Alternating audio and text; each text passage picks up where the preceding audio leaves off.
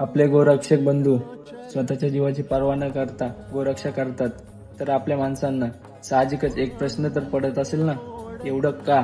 तर ही व्हिडिओ पूर्ण नक्की बघा. तर गोरक्षणाचं काम पण करता, ते काय नेमकं नातं आहे तुमचं? माझी जेव्हा गायच्या गोठ्यात डिलिव्हरी झाली तेव्हा एक गाय माझ्या अंगावर उभी होती बेटा, आणि मला बेहोशीत टाकून दिलं होतं. बेहोशीत बाळ झालं होतं, आणि मला जेव्हा जाग आला ना, सगळ्या गायी मोकळ्या होत्या, बांधलेल्या नव्हत्या, तेव्हा एक गाय माझ्या अंगावर उभी होती. अरे, आणि ती सगळ्या गायींना हाकलत होती, सांगत होती तिच्या भाषेत, इकडे येऊ नका, एक लेकरवाळी पडली, मरल मरल, माणसाने टाकला, आपण वाचूया.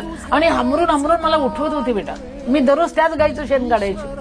तिच्या हंबरण्याने मला जाग आला. मी कशी तरी बाहेर पडले तिच्या पोटाखालून, तिचा गळा धरून रडले, आणि तिला मी वचन दिलं, माय, गाय असून माझी माय झालीस, मी तुला वचन देते, शेवटला रक्ताचा थेंब असेपर्यंत मी माय होईल, बदलणार नाही.